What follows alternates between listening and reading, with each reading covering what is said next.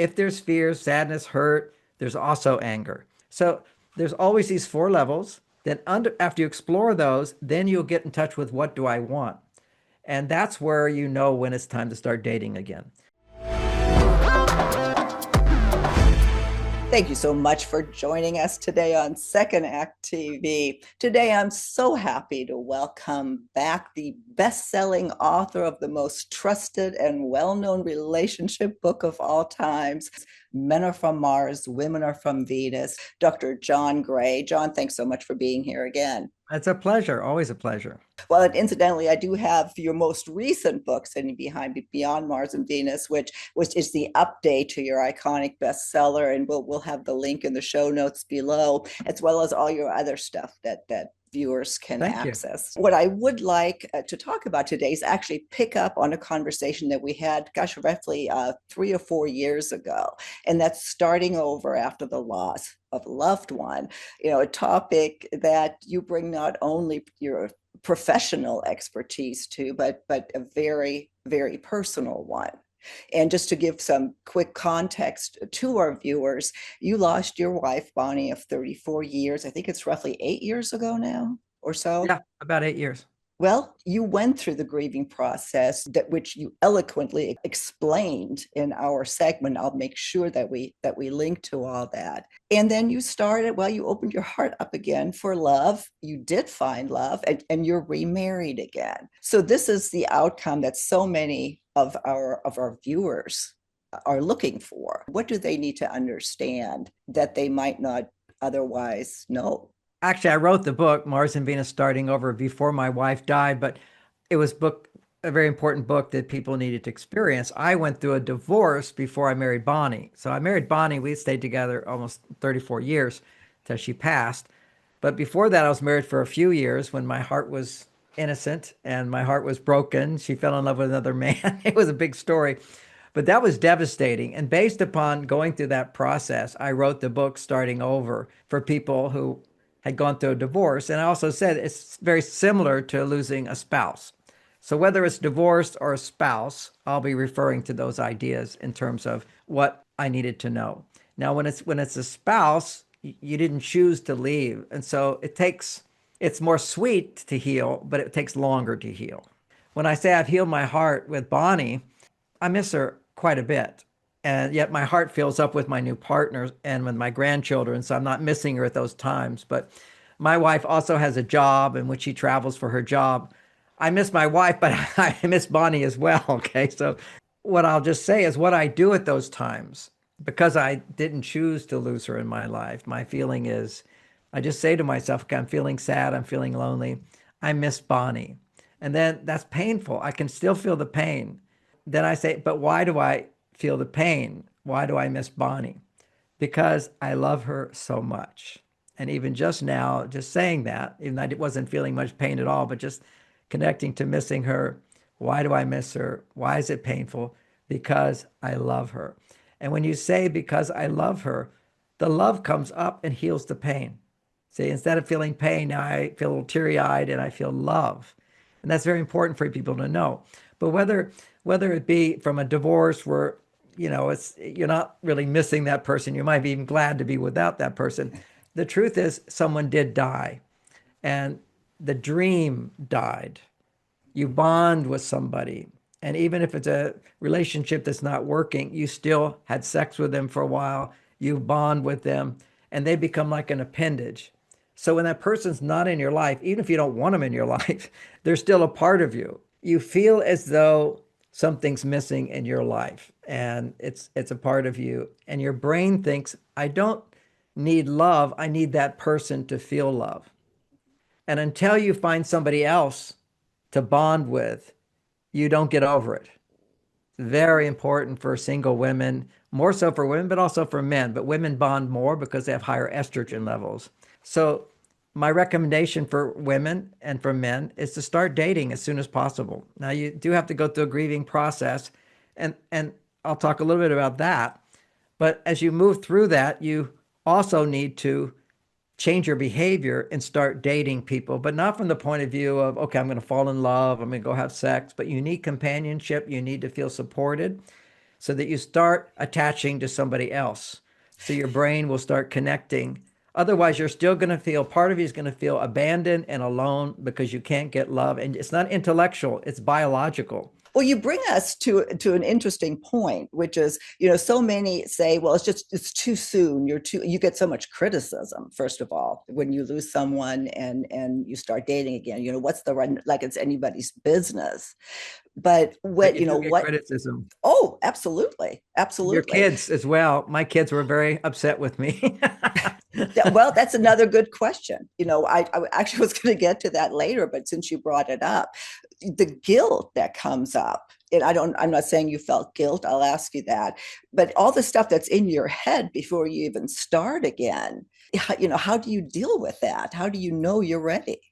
Well, the way you know you're ready, you're never going to know you're ready because you're not going to get ready because you're still attached over here Mm-hmm. and you're not going to feel safe. See, the whole thing for women, particularly, is feeling safe to step out of that boundary till they want to. You're not going to want to for many women. Women take much longer than men, and for some men, even they take longer. I knew in my mind the philosophy is get on the horse as soon as you can. But first, there has to be a grieving period. And some people don't know how to grieve.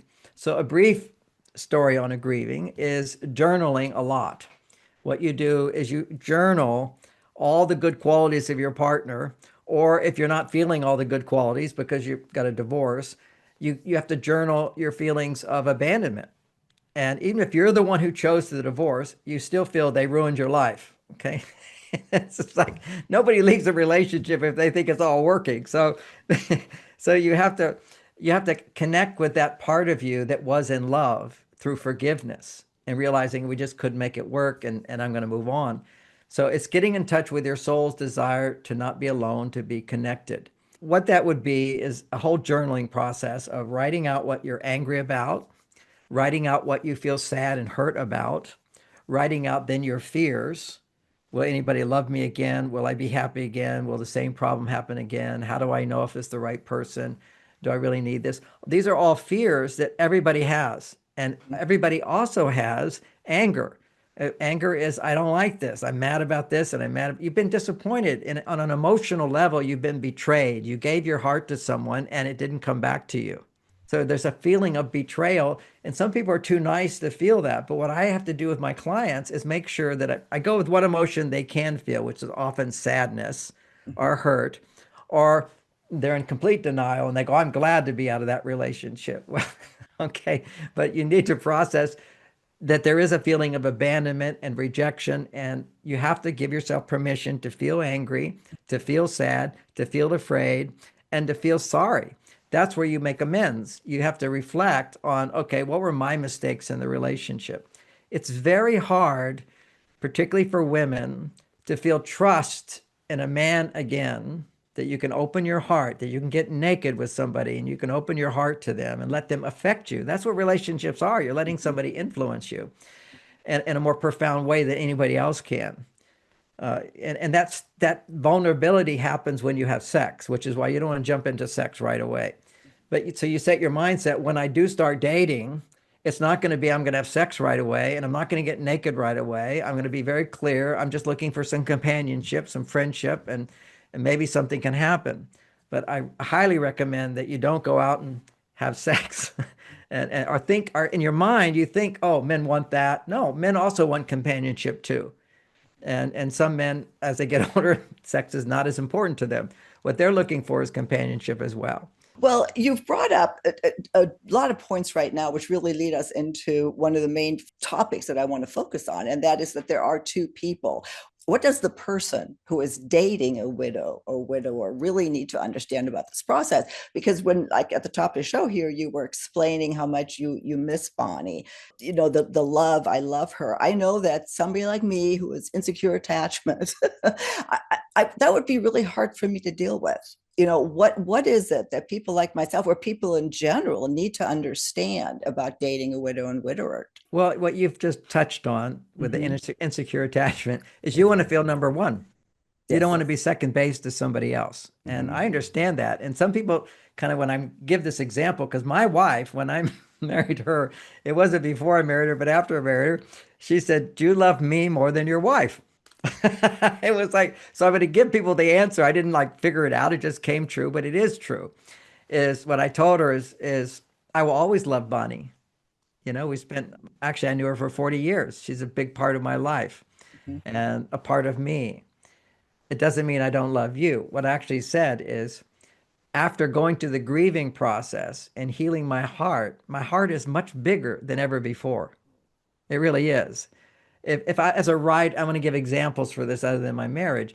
If I'm writing in a book and the computer just sometimes it mysteriously just eliminates a chapter. Okay. Just like, where did that go?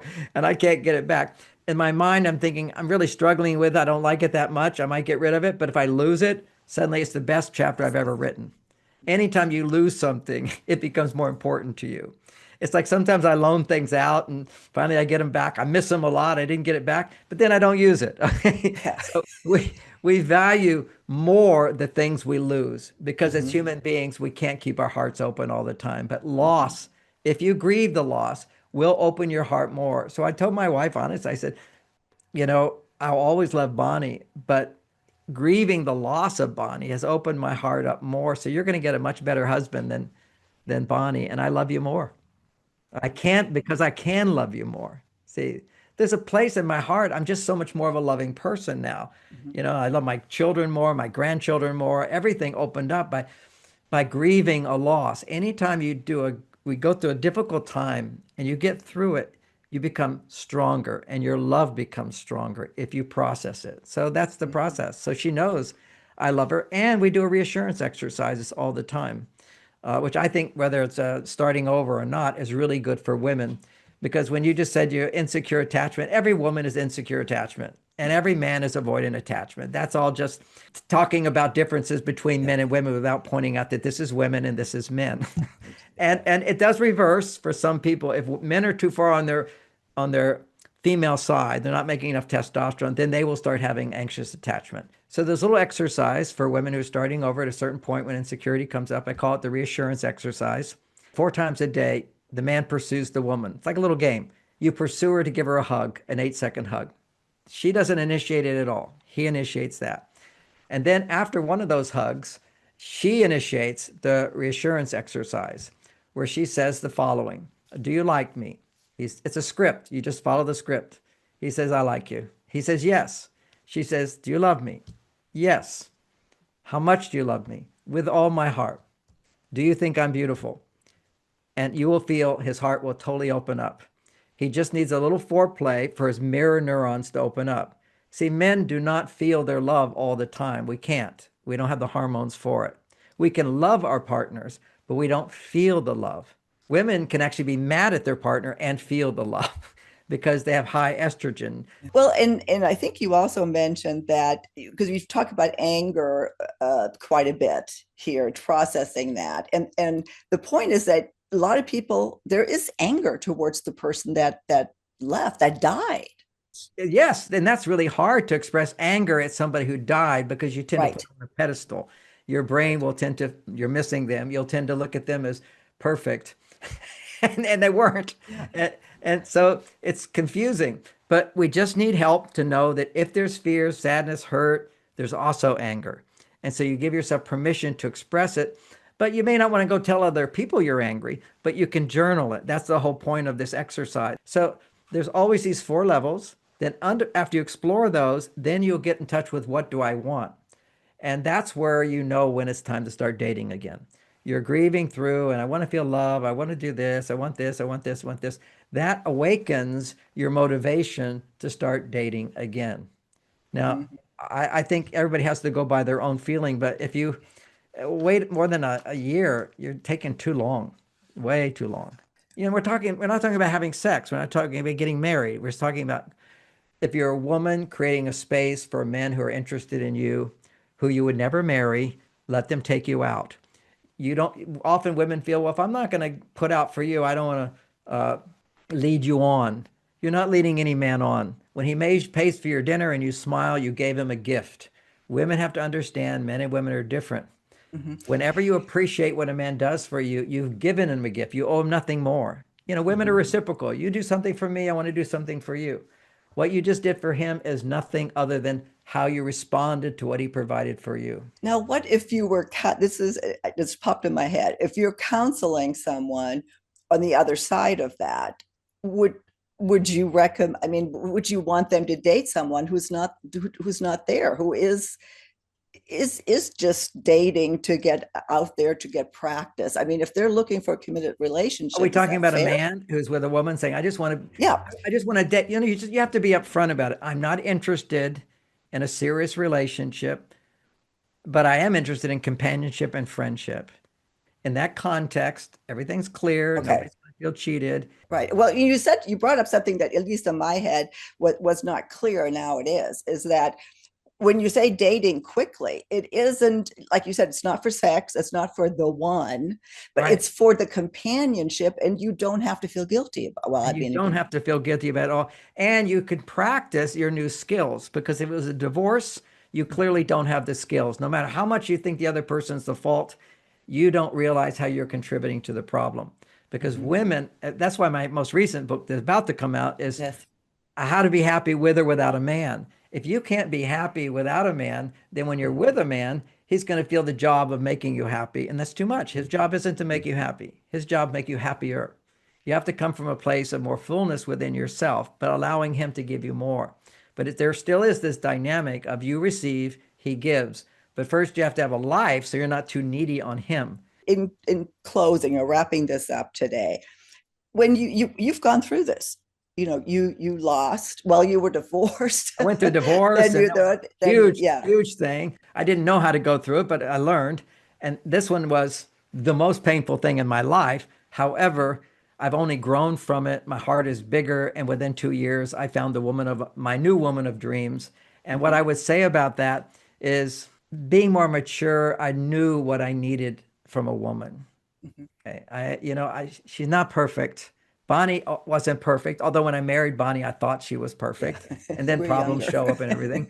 This one, I'm older, I'm wiser. This woman, I saw her, I realized her imperfections, and I realized what I need. So what could say I settled, but all my friends want to know, why did you pick her? Because she gives me just what I What need, what which I is the, need. the kind of love that I need, she was able to give me. And I don't expect perfection. And I'll say the joke about it. I don't think this is true for everybody else, but I'm getting my karma back, which is every complaint my wife had about me, I could easily have about her. She travels. Okay, she's not here all the time because she works. And Bonnie would sometimes complain I travel too much. Mhm. Also, she's a bit messy because she's not like a homemaker. Like Bonnie was a homemaker. The house was perfect and beautiful. I made it a mess most of the time. So Bonnie's her complaints to me was, don't leave your socks here and you left here and you got too much stuff here. Those would be our issues that we had. Mhm. Well, my house is filled with her mess. I have my mess and I have her mess. But loving her is loving myself. And gradually, I'm learning how to declutter my life. It's a gradual process. I love the way you just explained that, because you brought reality into this conversation.